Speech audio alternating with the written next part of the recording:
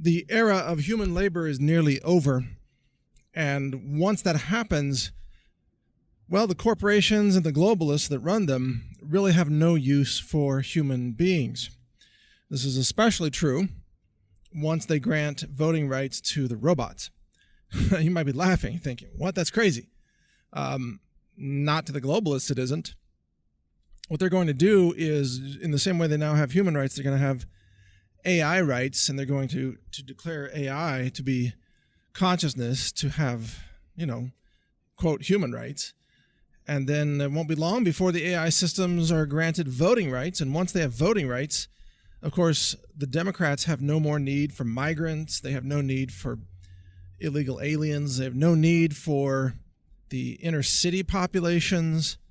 You see, the only reason the Democrats want people to be alive right now is because those people vote Democrat. And once that era is over, it's history. You're in the post-human era. And the labor that humans currently provide is on the cusp of being replaced with robotic labor, automation systems. Think about all the labor that you are aware of, a lot of it in agriculture, picking food, planting food. There's labor in driving trucks. There's labor in waste management, sweeping floors, emptying trash cans. There's labor in manufacturing, in construction, on and on. Well, all that labor is about to be replaced. And so humans are about to become obsolete. Now, when that happens, it's a big trigger for the mass extermination attempt of most of humanity. Now, I've covered this in detail in a Counterthink episode. You can see it at counterthink.com. It aired November 18th of 2018. And that episode, I think, is called The Globalist Plan to Exterminate Humanity, and then in parentheses, to save humanity. In other words, the globalists want to save themselves. They want to save the top 10% of humanity because they think they're the elitists. They think they are the superior race. That's the way they see themselves. Very Third Reichian, if you could say such a thing. But they have no qualms about eliminating what they see as the lower 90% of human riffraff, the 90% of what they call useless eaters, the voters, the consumers, the polluters. This is how they see them. And so 100 years ago, governments wanted to create more people. They wanted people to have big families and colonize more land and run more factories, produce more economic output that could be partially confiscated by the governments. They ran tax farms. Human beings were the labor source.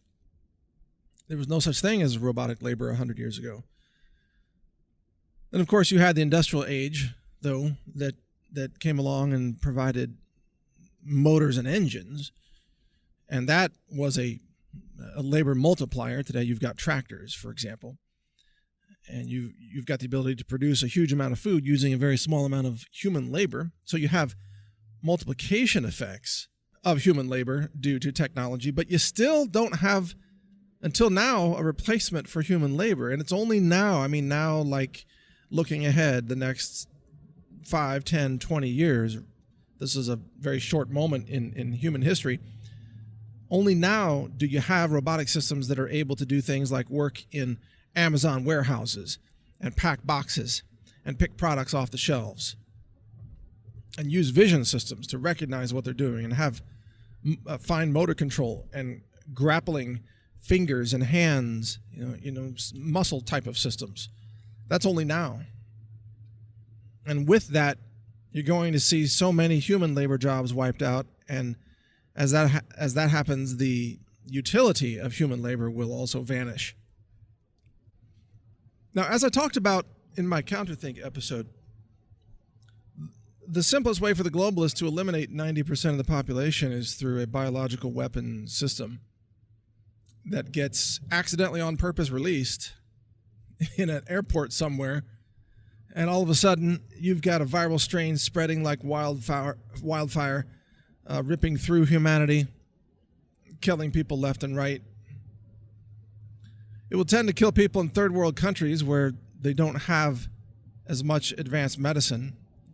It will also tend to kill people who have suppressed immune systems, which is, of course, everybody who's been taking a flu shot, everybody who relies on Western medicine, people who don't have good nutrition, and people who engage in risky lifestyle behaviors that expose them to viral strains. Yeah, that too. Those are the people who will tend to die from the pandemic that is accidentally on purpose released. And this bioengineered virus can also be tweaked, by the way, to target certain races. So they can, if they want to, they can target people for being black. They can target people for being South American. They can target people for being white if they want. So this is a race-specific bioweapon that could be released, depending on who's releasing it and what their goals are. And as this happens, you're going to see humanity die off, but the globalists will be applauding this, saying, oh, we're finally saving the planet. Look, carbon dioxide emissions have gone down. Oh, it's because nobody's alive anymore to run the engines. Oh, look, pollution levels are down. Oh, it's because people aren't alive anymore to pollute. Look, forests are taking over again. Reforestation is on the march. Well, that's because there's nobody left alive to cut them down. So you see, reduced population is what the globalists want, which means that you don't figure into their future unless you are working for the globalists. Now, if you're working for the globalists, you have temporary utility. They want you to live long enough to achieve their aims. They need to overthrow America. They need to have a globalist union, a United Nations military to take over Western Europe and to take over the whole world, really. Russia, America, even China.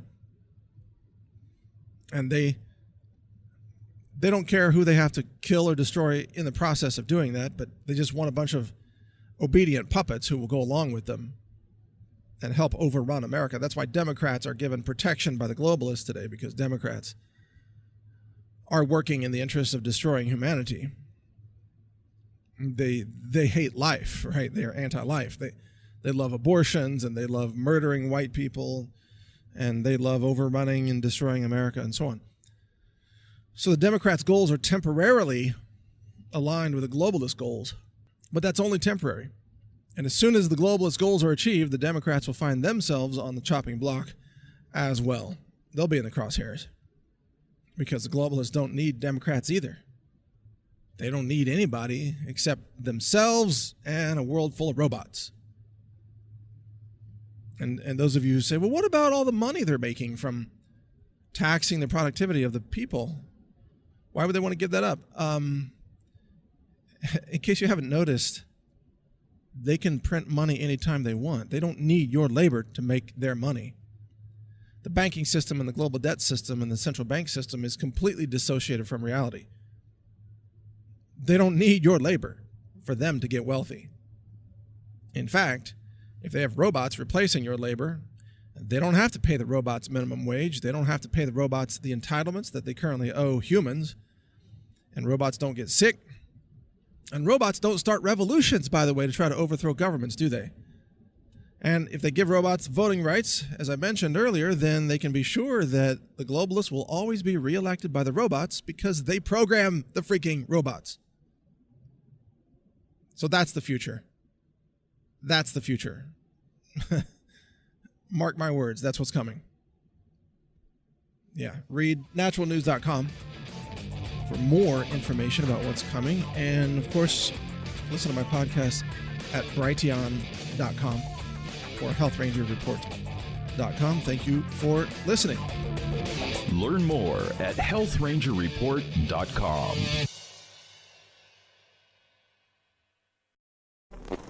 Thank you for watching. If you want to support our mission, visit us at healthrangerstore.com for the world's largest selection of lab-verified superfood and nutritional products for healthy living. It's at healthrangerstore.com.